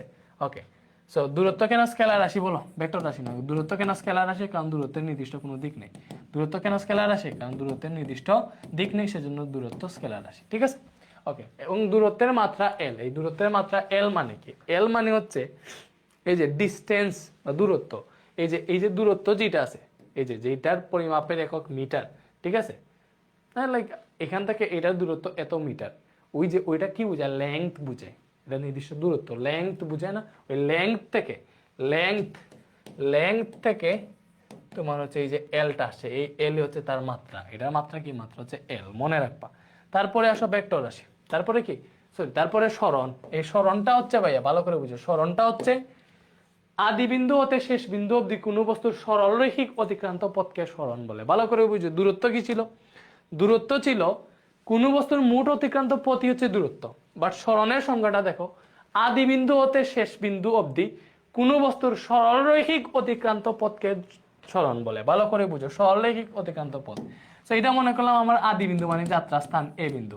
আগের মতো দূরত্বের ক্ষেত্রে এটা বি বিন্দু ধরছিলাম, এটা আমার গন্তব্যস্থান, তাহলে এটা হচ্ছে আমাদের কি ভাই আদি বিন্দু, এটা হচ্ছে শেষ বিন্দু। তো এই যে আদি বিন্দু থেকে শেষ বিন্দু পর্যন্ত সরলরৈখিক যে পথটা আছে, সরলরৈখিক ডিরেক্ট সরল রেখা, এই যে সরলরৈখিক যে পথটা আছে, সরলরৈখিক যে পথটা আছে এটাই হচ্ছে তার সরণ, ঠিক আছে? সরলরৈখিক পথটা হচ্ছে সরণ, তাহলে এইটা হচ্ছে আমাদের সরণ, এটা হচ্ছে সরণ। আর যদি আমি এইভাবে আসতাম আঁকা বাঁকা পথে, এই যে এইটা, তাহলে এই পথটা হইতে আমাদের দূরত্ব, ঠিক আছে। তো এবং এই যে সরণকে এস দ্বারা প্রকাশ করা হয়, সরণকে কি দ্বারা প্রকাশ করা হয়? এস দ্বারা। এবং মনে রাখবা সরণ কি ভাইয়া? সরণ হচ্ছে ভেক্টর রাশি। এবং সরণ সরণ কেন ভেক্টর রাশি? বলো, সরণ কেন ভেক্টর রাশি? কারণ সরণের একটা নির্দিষ্ট দিক আছে, যে আমি বলতে পারবো এটা এই দিকে এত এত এত কিলোমিটার দূরে, বা এই দিকে এত মিটার দূরে। সো সরণের নির্দিষ্ট দিক আছে, দিক আছে, এজন্য সরণ ভেক্টর রাশি। এবং সরণের মাত্রাও এল, কারণ এই যে সরণটাকে আমরা কেমনে প্রকাশ করি? লেংথ দিয়ে না। এইখান থেকে এইখানে দূরত্ব কত মিটার? By 100 metre. এখান থেকে এটা কতটুকু, মানে এখান থেকে এই যে এটার সরলরৈখিক দূরত্ব কত? 100 মিটার। এর সরলরৈখিক দূরত্ব মানে সরণ। এখান থেকে এটার জাস্ট দূরত্ব কত? এখান থেকে এখানে দূরত্ব কত? দূরত্ব শুধু এই দূরত্বটাই আসে, বাট সরলরৈখিক দূরত্ব বলে সমান আসে। তো এটা মনে করলাম আমরা 150 মিটার। তো দুইটার এককই তো মিটার, ঠিক আছে। দুইটাই দ্বারাই লেংথ বোঝানো হইতেছে, ডিস্টেন্স বোঝানো হইতেছে, দুইটা দ্বারাই। এজন্য হইতেছে আমাদের এই যে ব্যাপারটা, এইগুলার মাত্রাও এল, লেংথ থেকে আমাদের এল আসে, দুইটা মাত্রা একই। তো এখানে নেক্সট পেজে মেবি বলা আছে দূরত্ব সরণের মাত্রা একই কেন? কারণ দুইটাই তো একই, দুইটা দিয়ে হচ্ছে ওই যে মানে বুঝায়, অতিক্রান্ত দূরত্ব, এটাই বুঝায়। দুইটাই কি বুঝায়? দুইটা দিয়ে হচ্ছে মানে একটা নির্দিষ্ট ডিস্টেন্স বুঝায়, ঠিক আছে। মানে আমার এখান থেকে এখানে দূরত্ব এত মিটার, এত কিলোমিটার। তো দুইটা কি মিটার কিলোমিটার এই দ্বারা প্রকাশ করা না, দুইটারই লেংথ থেকে এল আসে, জন্য দুইটার মাত্রা একই। আশা করি জিনিসটা বুঝতে পারছো, ঠিক আছে। প্রমাণ করার কিছু নাই। এরপরে আমরা একটু ওই যে সরণার দূরত্বটা আর একটু ভালোভাবে পড়ার ট্রাই করি, সরণার দূরত্বটা একটু ভালোভাবে পড়ার ট্রাই করি, ঠিক আছে। ওকে, মনে করো এই যে এগুলো আসতে পারে, আমি একটা বৃত্তাকার পথ দিলাম, ঠিক আছে। এটা একটা বৃত্তাকার পথ। এটা আগে বুঝাবো না, আরেকটা আগে বুঝি তোমাকে। মনে করো এই যে একটা বস্তু এই দিকে গেছে, ঠিক আছে। এইদিকে 5 মিটার গেছে, 5 মিটার গেছে। তারপরে সে আবার ঠিক এই দিকে, ভালো করে বুঝো, ঠিক এই দিকে 10 মিটার গেছে, ঠিক আছে।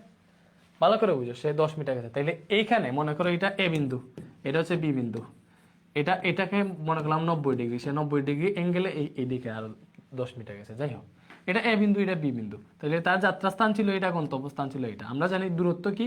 তার যাত্রাস্থান থেকে গন্তব্যস্থান পর্যন্ত মানে অতিক্রান্ত পথই হচ্ছে দূরত্ব, ঠিক আছে। তাহলে এটার ক্ষেত্রে যদি তুমি দূরত্ব বের করো, তাহলে দূরত্ব কি হবে? এই টোটালটা, এই 5 আর 10, এদিকে 5 এদিকে 10, তাহলে 5 আর 10 টোটাল 15 মিটার হচ্ছে দূরত্ব। ভালো করে বুঝো। বাট এটার ক্ষেত্রে যদি সরণ বের করতে চাও, সরণ হচ্ছে তার যাত্রাস্থান থেকে গন্তব্যস্থানের সরাসরি দূরত্ব। তাহলে এই যে যাত্রাস্থান আছে, এটা থেকে গন্তব্যস্থানের এই সরাসরি দূরত্ব, এটাই হচ্ছে সরণ। এটাই হচ্ছে সরণ। তাহলে তুমি যদি সরণ বের করতে চাও, তাহলে সরণ এস ইজিক্যাল টু কি হবে? বলো। এখানে তো এই দূরত্বটা আমরা জানি না, বাট এটা যেহেতু একটা সমকোণী ত্রিভুজ, আমরা হিসাব করে বের করে ফেলতে পারবো এটা কত সরণ। তাহলে সমকোণী ত্রিভুজে অতিভুজ কেমনে বের করে? দেখো, আমরা জানি অতিভুজ স্কয়ার ইজিক্যাল টু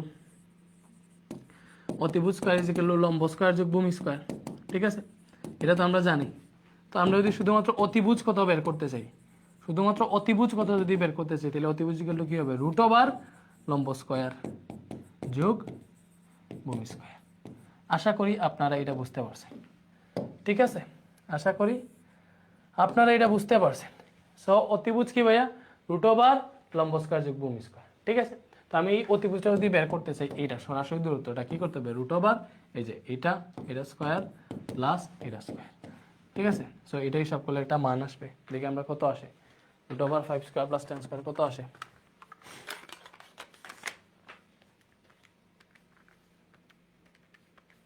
তো এটা আসতেছে হচ্ছে আমাদের 5√5 বা 11.18 মিটার, বুঝছো? সব মনে রাখো, দূরত্ব থেকে সরণ সবসময় কম হয়, দূরত্ব থেকে সরণের মান সবসময় কম হয়, ঠিক আছে।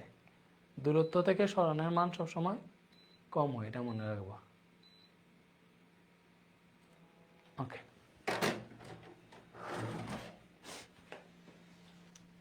এরপরে আসো, আমরা এটা একটু দেখি। লাইক যদি এইভাবে হয়, এই যে এইভাবে মনে করো, এই যে এটা একটা কি বৃত্ত, এটা হচ্ছে বৃত্তের কেন্দ্র, ঠিক আছে। তাহলে এইটা হচ্ছে তোমার বৃত্তের ব্যাস, এই জিনিসটা তুমি বুঝতেছো, এটা কি বৃত্তের ব্যাস, হ্যাঁ। ওকে, আচ্ছা। তো এটা হচ্ছে কেউ এটার যাত্রাস্থান, এটা মনে করি এটা এ বিন্দু, এখান থেকে কেউ মানে বৃত্তাকার পথে যাত্রা শুরু করছে, বৃত্তাকার পথে যাত্রা শুরু করছে, তাহলে সে যদি এইখানে যায়, ভালো করে বুঝো, এটা বি পজিশন, আমি তোমাকে বুঝেই দিতেছি, এটা বি পজিশন, এটা সি পজিশন এবং এটা হচ্ছে ডি পজিশন। তাহলে কেউ যদি এ থেকে বিতে যায়, ঠিক আছে, তাইলে এ থেকে বিতে, এ থেকে বিতে যেতে তার দেখো এ টু বি, এখানে যাইতে দূরত্ব কত আর সরণ কত, এখানে যেতে দূরত্ব কত এবং সরণ কত বের করো, ঠিক আছে, এটাতে যেতে দূরত্ব এবং সরণ কত বের করো, ঠিক আছে। তো এখানে যাইতে সরণটা বের করার একটু ঝামেলা আছে, বাট পারা যাবে, ঠিক আছে। মনে করলাম এই বৃত্তের ব্যাসার্ধ হচ্ছে 10 মিটার, ঠিক আছে, এই বৃত্তের ব্যাসার্ধ 10 মিটার, ঠিক আছে। বা মনে করো দেওয়া আছে বৃত্তের ব্যাস, ব্যাস দেওয়া, মনে করো ব্যাস দেওয়া হচ্ছে 10 মিটার, ব্যাস মানে কি, এই যে এই পুরো দূরত্বটা, ব্যাস হচ্ছে 10 মিটার। ব্যাস যদি 10 মিটার হয় তাহলে অর্ধেক দূরত্বটা এটা না, তাহলে অর্ধেক দূরত্ব এটা হবে 5 মিটার, এটা হবে ব্যাসার্ধ, ভালো করে বুঝো, ঠিক আছে। তো আমার ফার্স্টের ক্ষেত্রে এ থেকে বিতে যাইতে দূরত্ব কত, দূরত্ব যদি বের করতে বলে তাহলে এ থেকে বিতে যেতে দূরত্ব কি হবে, দূরত্ব হবে দেখো ফুল যদি সে অতিক্রম করে, এটা কি, এটা হবে ফুল পরিধি, পরিধি আমরা জানি বৃত্তের পরিধি হচ্ছে 2 পাই আর, বৃত্তের পরিধি 2 পাই আর, ভালো করে বুঝো বৃত্তের পরিধি কি ভাই 2 পাই আর, ফুল যদি অতিক্রম করে তাহলে পরিধি পর্যন্তই তার দূরত্ব। বাট এখান থেকে এতটুকু মানে কি দেখো, পরে এখানে আরো এতটুকু, এখানে আরো এতটুকু, এখানে আরো এতটুকু, তুমি দেখেই বুঝতেছো যে এখান থেকে এতটুকু যে 4 ভাগের 1 ভাগ, কারণ এখানে আসলে তার অর্ধেক গুলো হবে, ঠিক আছে, পরে আবার অর্ধেক আসলে ফুল হয়, তাহলে এই পজিশনটা কি, এই অংশটা হচ্ছে 4 ভাগের 1 ভাগ পুরো বৃত্তের, তাহলে এইটার দূরত্বটা হবে পরিধির 4 ভাগের 1 ভাগ, পরিধির 4 ভাগের 1 ভাগ, ঠিক আছে। তাহলে পরিধি হচ্ছে আমাদের 2 পাই আর, 2 পাই আর ডিভাইডেড বাই 4, তো এটা দিয়ে যদি হিসাব করো 2 ইন্টু 3.1416 ইন্টু আর কত, এটার ব্যাসার্ধ কত, ব্যাসার্ধ 5 মিটার, ইন্টু 5 ডিভাইডেড বাই 4, তো এটা হিসাব করলে কত আসে, কত আসে 2 ইন্টু 3.1416 ইন্টু 4, ঠিক আছে, সরি ইন্টু 5, ওকে, সো এটা আসতেছে 7.854। তো সরণ যদি বের করতে চাও যে সরণ কত, তাহলে সরণ কোনটা হবে, সরণ হবে এই যে এই দূরত্বটা, এই দূরত্বটা হবে সরণ, সরণ কি হবে ভাইয়া, এই যে এ থেকে বি এর এই যে সরাসরি দূরত্ব যেটা, এই দূরত্বটা হবে আমাদের সরণ, ঠিক আছে, এই দূরত্বটাই হবে আমাদের সরণ, বুঝছো, এই দূরত্বটাই হবে আমাদের সরণ। সো এটা বের করার একটা ওয়ে আছে, দেখো আমি যদি এইখানে এইখানে এটা যদি যোগ করি তাহলে এটা ডিরেক্ট দেখতেছি এখানে 90 ডিগ্রি কোণ উৎপন্ন করতেছে, এবং 90 ডিগ্রি কোণ উৎপন্ন করি আমরা জানি, কারণ এটা 180, তাহলে অবশ্যই অর্ধেক দূরত্বে 90 ডিগ্রি কোণ উৎপন্ন করবে। এটা যদি বৃত্তের ব্যাসার্ধ হয় 5 মিটার, এটাও হবে 5 মিটার, বুঝছি। তাহলে এখন আমরা এটা বের করতে পারবো না, এটা যদি সরণ হয় এই এবিটা বের করতে পারবো না, এটা তো অতিভুজ, অতিভুজ কেমনে বের করে, রুট ওভার লম্ব স্কয়ার যোগ ভূমি স্কয়ার, ঠিক আছে, এখানে তো দুইটাই 5, তো এটাই হিসাব করলে তুমি পেয়ে যাবো root over 5 square plus 5 square, তো 5√2 এসডিতে লিখি 7.07, কত আসছে 7.07 মিটার।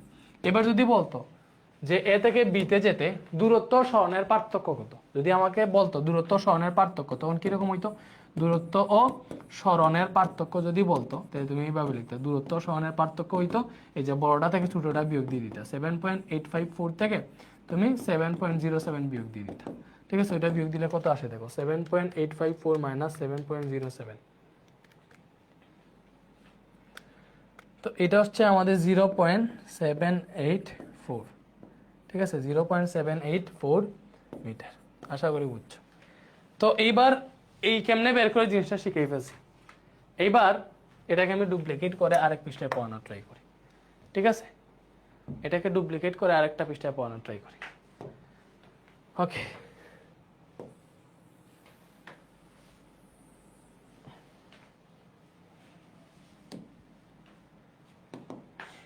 লা লা লা লা লা লা লা লা লা লা।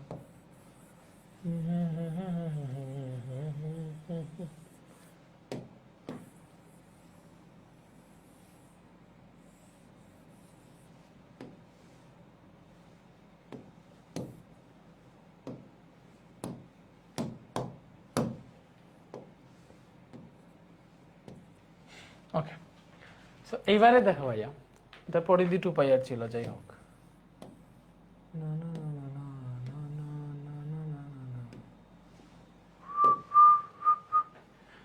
ওকে। এইবারে দেখো এটার পরিধি কি ছিল ভাইয়া? এটার পরিধি ছিল হচ্ছে 2 পাই আর। ঠিক আছে, 2 পাই আর পরিধি, 2 পাই আর। তো এইবার এই যে আমাদের এটা যদি বলতো সে এ থেকে সিতে আসছে, ভালো করে বুঝো, এ থেকে সিতে আসছে দূরত্ব সরণের পার্থক্য কি? তাহলে এ থেকে সিতে এবার এ টু সি, তাহলে এ টু সিতে দূরত্ব কি হবে? এ টু সিতে দূরত্ব হবে তার পরিধির অর্ধেক, মানে কি এই যে পরিধি, ফুল পরিধির অর্ধেক না, 2 পাই আর ডিভাইডেড বাই 2, এটা হবে দূরত্ব। তো এটা তুমি হিসাব করে বের করতে পারবা না? অবশ্যই বের করতে পারবে, এটা তুমি বের কইরো। সরণ কত হবে? তো আমরা জানি সরণ কি? সরণ হচ্ছে তার যাত্রাস্থান থেকে গন্তব্যস্থানের সরাসরি দূরত্ব। এটা ব্যাসার্ধ তো 5 মিটার ছিল, এতটুকু 5 মিটার ছিল, ভালো করে জানো। তাহলে এই যে এ থেকে সি পর্যন্ত সরাসরি দূরত্বটাই হচ্ছে সরণ। তাহলে এই দূরত্বটা কি এখানে বেশের সমান না? এই দূরত্বটা এখানে বেশের সমান না, তাহলে এখানের মানে সরণটা হবে কত? 2r। সরাসরি দূরত্বটাই হচ্ছে আমাদের সরণ। তাহলে 2r মানে কি? 2 × 5 = 10 মিটার। ঠিক আছে, ওইটা তোমরা বের করো। তখন দূরত্ব সরণের পার্থক্য যদি বের করতে বলতো, পার্থক্য বের করতে পারতো। ঠিক আছে, তো এই পজিশনে বের করলে পারবা না। যদি এই পজিশনে বলতো তখন তার দূরত্ব হইতো কি? এই পজিশনে দূরত্ব হইতো তোমার 2 পাই আর বাই 3। এই যে এ থেকে যদি ডিতে বলতো তখন দূরত্ব হইতো পরিধির 3 ভাগের 1 ভাগ। ঠিক আছে, এই যে পরিধির 3 ভাগের 1 ভাগ হচ্ছে এইটা। ঠিক আছে, 3 ভাগের 1 ভাগ না, এটা ভুল করছি, এটা অর্ধেক। বাট এইটা কি? এই যে এটা হচ্ছে, দেখো ভালো করে বুঝো, এটা হচ্ছে অর্ধেক। বাট আমাদের পরিধি 4 ভাগ করলে 4 ভাগের 1 ভাগ হচ্ছে এতটুকু হচ্ছে 4 ভাগের 2 ভাগ। ঠিক আছে, তখন ওইটা থেকে হাফ চলে আসে, অর্ধেক চলে আসে আর কি, বুঝছো? বাট এতটুকু এখান থেকে এতটুকু কি? এটা হচ্ছে 4 ভাগের 3 ভাগ। এটা কি? 4 ভাগের 3 ভাগ। ঠিক আছে, তো এ থেকে ডিতে যদি দূরত্ব বের করতে বলে, দেখো এটাকে 4টা অংশে ভাগ করছে, এটা একটা, এটা একটা, এটা আরেকটা, 3টা অংশ। ঠিক আছে, এটা 4টা অংশ ছিল, তাহলে এতটুকু কত? এতটুকু হচ্ছে 4 ভাগের 3 ভাগ। ঠিক আছে, তাহলে দূরত্ব হইতো 4 ভাগের 3 ভাগ ইন্টু পরিধি 2 পাই আর। ঠিক আছে, যে 3/4 × 2 × 3.1416 ইন্টু ব্যাসার্ধ 5, সেটা যদি হিসাব করো তাহলে এ থেকে ডিতে যাইতে আমাদের দূরত্বটা হিসাব হয়ে যাবে। ঠিক আছে, 3/4 × 2 × 3.1416 ইন্টু 5, তো এটা আসতেছে আমাদের কত ভাইয়া? 23.56। ঠিক আছে, এটা আসলো 23.56। এটা কি আসছে ভাইয়া? দূরত্ব। ভালো করে বুঝো, এটা আসছে আমাদের দূরত্ব। ওকে, তো এইবার যদি এখানে সরণ বলে, সরণ তুমি বের করতে পারবা। এই যে এটাই হচ্ছে সরণ, এই পজিশনের সরণ কোনটা? এই যে এটা সরাসরি দূরত্বটা। তো সরাসরি দূরত্বটা আগের মতো বের করে ফেলতে পারবা। এই যে এটা কেমনে বের করবা? তুমি জাস্ট এখানে একটা লম্ব টেনে ফেলো, তাহলে দেখো এটা হয়ে যাবে। এই যে এটাও 5 হয়ে যাবে, এটাও 5, এটাও 5, তাহলে এটা একটা সমকোণী, এটা একটা সমকোণীতে বুঝে যাবে। তো এটা আগের মতো। এ থেকে বি এর এখানে যে সরণটা ছিল, এখানে সরণটাও সেম আসবে, তুমি হিসাব করে দেখো, এই জন্য এটা দেখাইতেছি না। ঠিক আছে, এটা পারবা। এইবার যদি এরকম বলে এ থেকে সে এটাকে সম্পূর্ণ বৃত্তকে একবার ঘুরে আবার এই পজিশনে চলে আসছে, এরকম যদি বলে, আবার এতে যদি চলে আসে, এ থেকে আবার এতে যদি চলে আসে, হ্যাঁ, পুরো একবার সম্পূর্ণ একবার ঘুরলে, সম্পূর্ণ একবার ঘুরে আবার এতে চলে আসলে, এতে চলে আসলে, এ পজিশনে চলে আসলে কি হবে? এক্ষেত্রে দূরত্ব হবে, দেখো এক্ষেত্রে তার দূরত্ব কি হবে? এক্ষেত্রে তার দূরত্ব হবে, তুমিও জানো আমিও জানি, যে তার দূরত্ব হবে সম্পূর্ণ বৃত্ত ঘুরছে, দ্যাট মিনস তার পরিধি এর সমান 2 পাই আর, 2 × 3.1416 আর এর মান 5। তো এটা হিসাব করে তুমি ক্যালকুলেট করতে পারো যে 2 × 3.1416 ইন্টু 5, তো এটা আমাদের কত আসতেছে? ওইটা আসতেছে হচ্ছে আমাদের 31.416 মিটার। কি আসতেছে? 31.416 মিটার। এটা আমরা বুঝলাম, এটা আসতেছে 31.416 মিটার। এটা কি আসছে ভাই? এটা আসছে দূরত্ব, সম্পূর্ণ একবার ঘুরে আসছে দূরত্ব। তাহলে সরণ কত? এটা একটা বোঝার বিষয়। দেখো সে এ থেকে যাত্রা শুরু করছিল, আবার এতেই চলে আসে, তাহলে আমরা সরণ হচ্ছে যাত্রাস্থান থেকে গন্তব্যস্থানের সরাসরি দূরত্ব। তাইলে সে যেখান থেকে যাত্রা শুরু করছে ঘুরে ফিরে আবার একই জায়গায় যদি চলে আসে, ঠিক আছে, তাইলে দেখো তার যাত্রাস্থান থেকে গন্তব্যস্থানের দূরত্ব কোনো আছে? সরাসরি দূরত্ব আছে? নাই। যাত্রাস্থান আর গন্তব্যস্থান একই হয়ে গেছে। যেখান থেকে শুরু করছিল ওইখানেই চলে আসছে, তাইলে যাত্রার স্থান থেকে গন্তব্যস্থানের সরাসরি দূরত্বটা সে কেমনে বের করবে? কোনো ওয়ে আছে? নাই। দ্যাট মিনস তখন সরণ হবে 0। তো যেখান থেকে যাত্রা শুরু করছে ওইখান থেকে যদি ঘুরে ফিরে, ভালো করে বুঝো, যেখান থেকে যাত্রা শুরু করছে ওইখান থেকে ঘুরে ফিরে যদি আবার সেম জায়গায় চলে আসে তখন তার সরণ হচ্ছে 0। আশা করি এই ব্যাপারগুলা ক্লিয়ার হয়ে গেছে। যদি ক্লিয়ার হোক, ঠিক আছে, তাহলে এখানে উল্টাপাল্টা একটা ম্যাথ আছে, ওইটা করা লাগবে না, এটা খুব বেশি আসে না, হুদে এটা নিয়ে তোমাদের মাথা ঘুরিয়ে লাভ নাই। এটা দিয়ে এই যে এইটা দেখো, ইংরেজি একটা ম্যাথ দেখি, ইংলিশ মিডিয়ামের স্টুডেন্টদের সুবিধা হবে। বলছে a car moves with a speed of 60 kilometre per hour for 1 hour in the east. ভালো করে বুঝে কি বলছে, একটা কার 60 কিলোমিটার পার আওয়ার বেগে 1 ঘন্টা পূর্ব দিকে চলছে, ইস্ট ডিরেকশনে, ঠিক আছে। ইস্ট মনে করলাম এইদিকে মনে করলাম পূর্ব, এইদিকে মনে করলাম হচ্ছে আমি পূর্ব, এটা কি পূর্ব দিকে। গাড়িটা কত 60 কিলোমিটার পার আওয়ার বেগে 1 ঘন্টা চলছে। তাই সে যদি ঘন্টায় 60 কিলোমিটার যায়, 60 কিলোমিটার পার আওয়ার বেগ, 60 কিলোমিটার পার আওয়ার, এটা কি kilometre per hour. So 60 kilometre per hour মানে ঘন্টায় 1 কিলোমিটার যায়। তো 60 কিলোমিটার পার আওয়ার বেগে যদি সে 1 ঘন্টা যায়, দ্যাট মিনস 1 ঘন্টা সে 60 কিলোমিটারই গেছে। যদি 2 ঘন্টা বলতো তাহলে 2 ঘন্টা 60 কিলোমিটার পার আওয়ার বেগে চলতেছে, 2 ঘন্টায় যেহেতু 120 কিলোমিটার, বুঝতেছো? দ্যাট মিনস সে 1 ঘন্টায় এই 60 কিলোমিটারই গেছে, এইদিকে 60 কিলোমিটার ধরলাম, ইস্ট ডিরেকশনে গেছে। And with the same speed for 30 minute in the south direction. কারটা কিভাবে গেছে? 60 কিলোমিটার পার আওয়ার বেগে 1 ঘন্টা সে পূর্ব দিকে গেছে, এবং সেম বেগে সাউথ মানে কি দক্ষিণ দিকে, পূর্ব পশ্চিম উত্তর দক্ষিণ। পূর্ব এটা ধরলে এটা হবে পশ্চিম, এটা উত্তর, এটা দক্ষিণ, দক্ষিণ এইটা, দক্ষিণ মনে করলাম নিচের দিকে, ভালো করে বুঝো।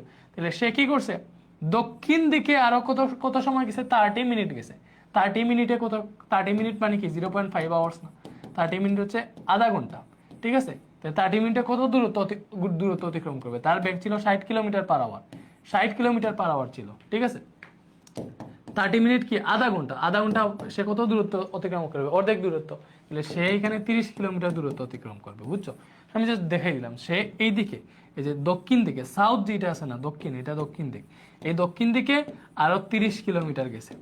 এখন বসে the displacement of the car from the initial position is কি, মানে ইনিশিয়াল পজিশন থেকে যেখান থেকে যাত্রা শুরু করছিল ওইটা থেকে সে যে এখানে আসছে, ঠিক আছে, আমরা মনে করি এটা বি বিন্দু, এটা সি বিন্দু, তো যেখানে আসছে ওইখানে ডিসপ্লেসমেন্ট বের করতে বলছে। ডিসপ্লেসমেন্ট ভালো করে বুঝো, ডিসপ্লেসমেন্ট হচ্ছে সরণ, আর ডিস্টেন্স হচ্ছে দূরত্ব। ডিসপ্লেসমেন্ট মানে কি সরণ, তো সরণ বের করতে বলছে। তাহলে সরণটা কি হবে? The displacement of the car from the initial position is কত হবে? ডিসপ্লেসমেন্ট হচ্ছে সরাসরি দূরত্ব, এই যে সরাসরি দূরত্বটা আমরা বের করবো। তো সরাসরি দূরত্ব এটা দেখতেছি, এটা একটা সমকোণী ত্রিভুজ, পূর্ব থেকে দক্ষিণ দিকটা ডিরেক্ট 90 ডিগ্রি অ্যাঙ্গেলে আছে। তাহলে এই দূরত্বটা কি হবে? এই দূরত্ব হবে √, এই যে লম্ব স্কয়ার যোগ ভূমি স্কয়ার, এটা বারবার শিখেছি, 60 স্কয়ার প্লাস 30 স্কয়ার, ঠিক আছে। তো তারপর ডিসপ্লেসমেন্ট হবে, ডিসপ্লেসমেন্ট বা সরণ হবে এইটা। তো এটা হিসাব করলেই তোমার হয়ে যাবে √, 60 স্কয়ার প্লাস 30 স্কয়ার, এটা আসতেছে আমাদের কত? 67.08 মিটার। আশা করি জিনিসটা বুঝতে পারছো, ঠিক আছে। ওকে, এরপরে আসো দ্রুতি। এরপরে কি ভাইয়া? দ্রুতি। এরপরে দ্রুতি জিনিসটা কি? সময়ের সাথে দূরত্বের পরিবর্তনের হারকে দ্রুতি বলে। ভালো করে বুঝো, সময়ের সাথে দূরত্বের পরিবর্তনের হার, দ্যাট মিনস দূরত্বকে, দেখো দ্রুতি হবে যদি তুমি দূরত্বকে সময় দ্বারা ভাগ দাও, তাইলেই দ্রুতি পেয়ে যাও। দ্রুতি মানে কি? দূরত্ব বাই সময়, ঠিক আছে। দূরত্বকে কি দ্বারা প্রকাশ করা হয় আমরা জানি, তাহলে দ্রুতি ইজিক্যাল টু কি হবে? এটা থেকে দেখো, দ্রুতি ইজিক্যাল টু হবে, দূরত্বকে ডি দ্বারা প্রকাশ করা হয় আমরা দেখছিলাম, সময়কে টি দ্বারা, তাহলে d/t, এটা হচ্ছে দ্রুতি। দ্রুতির একক কি হবে? দ্রুতির একক হবে, দেখো, দূরত্বের একক মিটার, এটার একক মিটার, সময়ের একক সেকেন্ড, তাহলে এখান থেকে আসবে দেখো মিটার উপরে সেকেন্ড নিচে, দ্যাট মিনস এটার একক আসবে মিটার, সেকেন্ড নিচে ছিল, টি নিচে না, সেকেন্ড যখন উপরে উঠবে তখন ইনভার্স 1 হবে, ইনভার্স মানে ইনভার্স হয়ে যাবে। তো মিটার পার সেকেন্ড, এটা হবে দ্রুতির একক, ঠিক আছে। আর মাত্রা যদি বের করো, মাত্রা কি হবে? মিটার মানে দৈর্ঘ্য বুঝিয়ে দিচ্ছে, দৈর্ঘ্য মানে লেংথ, তো এটার মাত্রা হবে দেখো, দৈর্ঘ্য মানে লেংথ মানে কি এল, এই সেকেন্ড দ্বারা কি বুঝিতেছে? সময় মানে টাইমের মাত্রা হচ্ছে টি, তাহলে টি, ঠিক আছে, এল টি। এরপর ইনভার্স 1 আছে, ইনভার্স 1 দেবে, এটা হচ্ছে আমাদের মাত্রা, এল টি ইনভার্স 1। আশা করি বুঝতে পারছো, এটা হচ্ছে আমাদের মাত্রাটা কি ভাইয়া? এল টি ইনভার্স 1, বুঝছি? ওকে, এটা হচ্ছে আমাদের মাত্রা। তো এরপরে দ্রুতি দেখলাম, দূরত্ব বাই সময়। তো এই যে এখানে সব দেওয়া আছে, দ্রুতি মানে কি? দূরত্ব বাই সময়। তারপর হচ্ছে এর মাত্রা হচ্ছে এল পার টি, দ্রুতিকে বি দ্বারাই প্রকাশ করা হয়, সমস্যা না, ঠিক আছে। এরপরে আসো বেগ। দেখো বেগ কি ভাইয়া, সময়ের সাথে স্মরণের পরিবর্তনের হারকে বেগ বলে। কি বলছি, সময়ের সাথে স্মরণের পরিবর্তনের হারকে বেগ বলে। তো সময়ের সাথে স্মরণের পরিবর্তন যদি হয় ওইটা হারকে বেগ বলে। তাহলে অবশ্যই স্মরণ ইজিক্যাল বেগ ইজিক্যাল কি হবে, সময়ের সাথে স্মরণের পরিবর্তনের হার। তাহলে সময়ের সাথে স্মরণ পরিবর্তন হইতেছে, তাহলে স্মরণকে সময় দ্বারা ভাগ দাও, এটা হবে বেগ। স্মরণকে সময় দ্বারা ভাগ দাও, স্মরণকে সময় দ্বারা ভাগ দাও, ওইটা হবে বেগ। তাহলে এখান থেকে যদি আমরা লিখি তাহলে বেগ ইজিক্যাল টু আমরা আলটিমেটলি কি পাইতেছি, কি বেগকে বি দ্বারা প্রকাশ করা হয়, ঠিক আছে। স্মরণ মানে হচ্ছে এস আর সময় হচ্ছে টি, তাহলে বেগ V equal to S by T. স্মরণকে এস দ্বারা প্রকাশ করা হয় না, অবশ্যই। তাহলে এটার একক কি হবে, স্মরণের একক মিটার আর সময়ের একক সেকেন্ড, তা আগের মতো হবে, দ্রুতি যেরকম হয়েছিল একক হবে মিটার পার সেকেন্ড, ঠিক আছে। মাত্রা কি হবে, মাত্রা হবে দেখো মিটার থেকে, মিটার কি বুঝে, দূরত্ব বুঝে না, তাহলে দূরত্ব থেকে আসে লেংথের এল, তারপরে সেকেন্ড, সময় থেকে আসে টি, 3 এই যে এল পার টি, এটা হচ্ছে মাত্রা, এটাই দেওয়া। এটার মাত্রা হচ্ছে এল পার টি। বেগকে বি দ্বারা প্রকাশ করা হয়, বেগ ইজিক্যাল টু হচ্ছে দূরত্ব বাই সময়, কে এটা লাগছে স্মরণ বাই সময়, এটা টাইপিস অনেক মিস্টেক করে ফেলছে। তোমরা কাইন্ডলি এই স্লাইডটা দেখো, এটা যাতে না হয় আমি একটু খেয়াল রাখবো। স্মরণ বাই সময়, ঠিক আছে, স্মরণ বাই সময়, বেগ কি স্মরণ বাই সময়। ওকে, এখান থেকে দ্বিতীয় বেগ, 1 মিটার ব্যাসার্ধের একটা অর্ধবৃত্তাকার পথে একটা বস্তু কণা 1 সেকেন্ডে বেগের মান, আচ্ছা এটা উল্টা পাল্টা লিখে বলছে ভাই, এবার আমি ডিলিট দিই, রাগ উঠে যাইতেছে, যাই হোক এটা বাদ দাও। আমরা বেগ পড়ছি না। ওকে, সো বেগ যদি পড়ে তাকে আমাদের একটা কোয়েশ্চেন দেই যে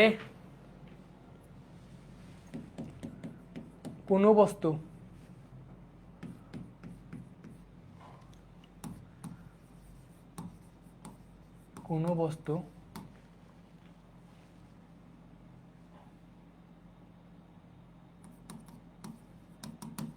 এক মিনিট 10 সেকেন্ডে 2 কিলোমিটার পথ অতিক্রম করলে বেগ কত। মনে করো এটা বলছে, কি বলছে, কোনো বস্তু 1 মিনিট 10 সেকেন্ডে 2 কিলোমিটার পথ অতিক্রম করলে বেগ কত, ঠিক আছে।